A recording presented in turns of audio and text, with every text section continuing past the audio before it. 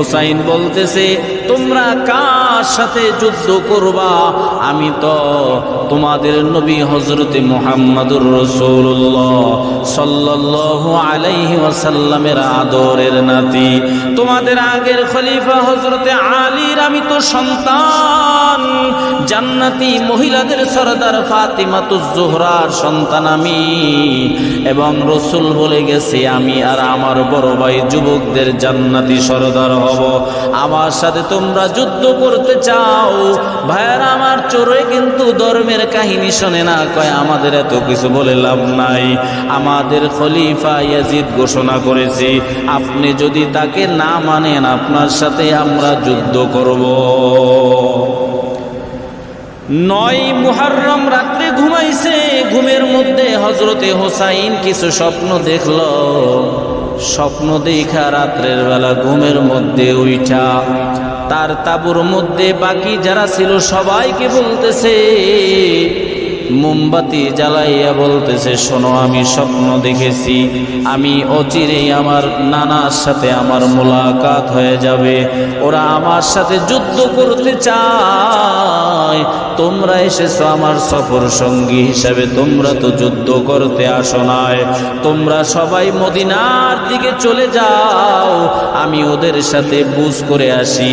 তারপরেও আমি কোনোদিন ওই ইয়াজিদকে মেনে নিব না, কারণ ইয়াজিদের আচরণ ভালো না, তোমরা সবাই মদিনায় চলে যাও।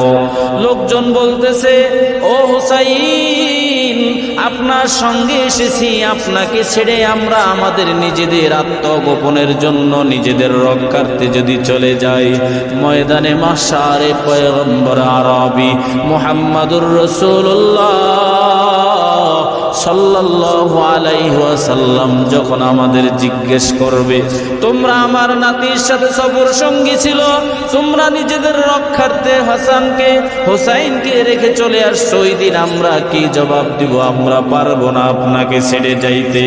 আপনি যদি যুদ্ধ করেন আমরাও যুদ্ধ করব, বিনিময় শাহাদাতের মর্যাদা লাভ করব, তারপরেও আপনার থেকে আলাদা হব না।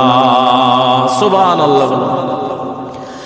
ভাইয়েরা আমার, ফজরের নামাজের আজান হয়েছে, নামাজের সময় যখন দাঁড়াইছে, ইতিহাস যারা রচনা করেছে তারা লিখতেছি, কয় ইমাম হুসাইন যখন নামাজের ইমামতের মুসাল্লায় দাঁড়াইছে, ইয়াজিদের বাহিনী তারাও ইমাম হুসাইনের পিছে নামাজ পড়েছে। এর দ্বারা একটা শিক্ষা হইল, ইমামের পিছনে নামাজ পড়লেই সবাই আপন হয় না। আপনি নেতৃত্ব দিতেছেন, আপনাকে সবাই সমর্থন করলে সবাই আপন হয় না। কখনো কখনো শত্রু আপনার সঙ্গে থাকবে, সময় পাইলে আপনার সাথে সদ্ব্যবহার করে দিবে। ঠিক না বেঠিক? ইমাম হুসাইন নামাজ পড়াইতেছেন, নামাজের মুসাল্লায় মুসল্লিদের আসনে ইয়াজিদের সৈন্য যারা আছে তারাও নামাজ আদায় করলো। নামাজ হয়ে গেল, এবার জিহাদের খঞ্জক বাজানো শুরু হয়ে গেল, জিহাদ শুরু হয়ে গেল। ভাইয়ের আমার, এক পর্যায়ে ওরা হইল 6000 সৈন্য, আর এদিকে পুরুষ মানুষ হইল মাত্র 40 জন। এই 40 জনে যখন যুদ্ধ শুরু করলো, কাফেরদের মারতে মারতে এক পর্যায়ে 39 জন সঙ্গী তারাও শাহাদাত বরণ করেছে। এমন সময় হুসাইন নিজের পায়ে হেঁটে এসে তাবুকের কাছে আসছে, স্ত্রীর কাছে বলতেছে, স্ত্রী রে, হয়তোবা তোমার সাথে আর জীবনে কোনোদিন দেখা হবে না, কারণ ওরা রক্তের খেলায় মেতে উঠেছে, তারপরে আমি ইয়াজিদকে কোনোদিন খলিফা হিসাবে মানব না, আমাকে বিদায় দাও, জনমের বিদায় দিয়া দাও, হয়তোবা অচিরেই আমি শাহাদাত বরণ করব। এমন সময় স্ত্রী বলতেছে, ও স্বামী, আমার কোলে নবজাতক বাচ্চা আছে, আমার পানির পিপাসায় কোনো খাবার নাই, যার কারণে স্তনের আমার দুধ নাই, আপনার সন্তানটা দেখেন নালিয়াসগর, পানির পিপাসায় জিহ্বাটা শুকায়া যেতেছে, আপনি যদি ওদের কাছে হয়তোবা সন্তানটাকে নিয়ে বললে ওদের মায়া হইতে পারে, একটু পানির ব্যবস্থা আপনি করে আসেন, আপনার কাছে এতটুকুই দাবি আছে। আল্লাহর রসুলের নাতি ইমাম হুসাইন শিশু আলিয়াস আসগরকে কোলে নিয়ে কুফাবাসীর দিকে বলতেছে, ও কুফাবাসী শোনো, আমি তোমাদের কাছে আপোষ করতে আসি নাই। দেখো তোমাদের কাছে কত পানি আছে, পানি বন্ধ করে দিছো, আমরা পানি খাইতে পারি নাই, আমাদের কোনো আপত্তি নাই। ছোট বাচ্চা আমার আলী আসগরকে একটু পানি দাও। যদি আমাকে বিশ্বাস না হয়, তোমরা প্রয়োজনে আমার সন্তানটাকে তোমাদের কাছে নিয়ে নাও, একটু পানি পান করে আমার কাছে দাও, আমার স্ত্রীর কাছে সন্তানটা বুঝাইয়া দিয়ে আইসা আমি আবার তোমাদের সাথে আমি যুদ্ধে অংশগ্রহণ করব। ভাইয়ের আমার, ওদের তো দয়া হয় না। তাবুকের কাছে গিয়া বলতেছে, স্ত্রীরে তাকায়া দেখো, তোমার সন্তানটাকে জনমের পানির পিপাসা মিটাইয়া দিয়েছি, ওদের কাছে নিয়ে গেছিলাম আমার ছোট বাচ্চাটাকে পানি পান করানোর জন্য, ওরা তো পানি দেয় নাই, বিষ মাখানো তীর আমার ছোট বাচ্চাটার কলিজাটা ছিদ্র কইরা দিছি। এই নাও আমার সন্তানকে দিয়া গেলাম, জীবনে আর কোনোদিন পানির জন্য কান্না করবে না। এই মর্মান্তিক ঘটনা।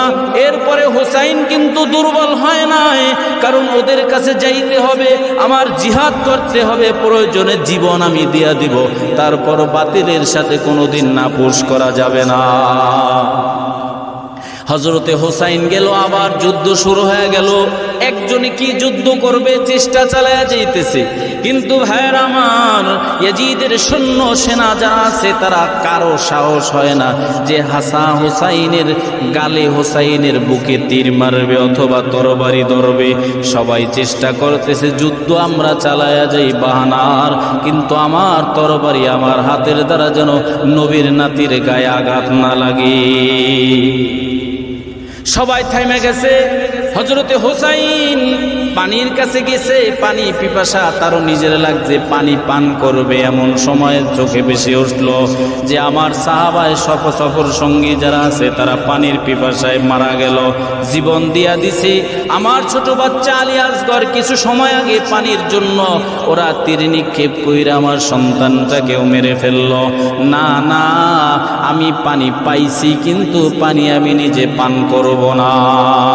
এই পানি হাতে নিয়ে ভাবতেছে, এমন সময় সীমার তিনি বলতেছে, তোমরা এখনো বৈশা রইছো কেন? তরবারি শত্রুপক্ষকে আঘাত করো না কেন? সবাই নিস্তব্ধ, সবাই চাইতেছে আমার দ্বারা যেন নবীর নাতির গায়ে আঘাত না লাগে। এমন সময় সীমারের ঘটনা, সীমারের ঘোষণা শুই না, সীমারের পাশেই আর একটা লোক ছিল। ওই লোক গিয়ে তাড়াতাড়ি তরবারি দিয়া হোসাইনের কল্লা মাথার থেকে বডির থেকে আলাদা করে ফেলছে। আল্লাহর রসুলের স্ত্রী উম্মে সালমা ঘুমের মধ্যে লাফায় উঠছে, বলতেছে, এ তোমরা কারা আছো? আমি নবীকে কেবল স্বপ্ন দেখলাম। আমার নবী গায়ে কাদা মাখা অবস্থায় মুখ মলিন করে আমার কাছে এসেছে আর বলতেছে, ও উম্মে সালমা, সালমা রে, কারবালার ময়দানে আমার নাতি হোসাইনকে ওরা শাহাদাত বরণ করাইছে। আমার মনটা বড় মলিন, ইয়াজিদের বাহিনীরা আমার বংশধর আমার হোসাইনকে শাহাদাত বরণ কইরা কারবালার ময়দানটা রক্তে রঞ্জিত করে ফেলছে। ভাইয়ের আমার, এইভাবে ইতিহাস বললে বড় সময় লাগবে, কিন্তু আমাদের শেখার বিষয় কি? শেখার বিষয় হইল মুসলমানদেরকে যখনই বুদ্ধি পরামর্শ দিয়া তাদের ভিতরে ফাটল লাগাইতে পারে, তখন মুসলমান জাতি সব জায়গায় সমস্যায় পড়ে যায়। আজও পর্যন্ত মুসলমান দলে দলে বিভক্ত কারণ হইল মুসলমানদের তরবারি দিয়া যতটা আঘাত না কইরা সফল হওয়া যায়, মুসলমানদের যদি ভাগ করা হয় তাইলে ইহুদি নাসারা কাফের মুশরিকরা মুরতাদরা তাদের স্বার্থ হাসিল করতে বড় সহজ হয়। এজন্য আমরা কি শিক্ষা গ্রহণ করলাম? মুসলমান কখনো দলে দলে বিভক্ত হওয়া যাবে না, মুসলমান এক থাকতে হবে। মুসলমানদের বিভিন্ন তৃতীয় পক্ষ আইসা মনে করেন এক মুসলমান আর এক মুসলমানের সাথে ধর্মীয়ভাবে কোনো সমস্যা মনে হইলে এটা নিজেরা সমাধানে যাব। যখন এই তৃতীয় পক্ষ ঢুকবে তখন এটা আরো বড় রূপ নেয়। ঠিক না বে ঠিক?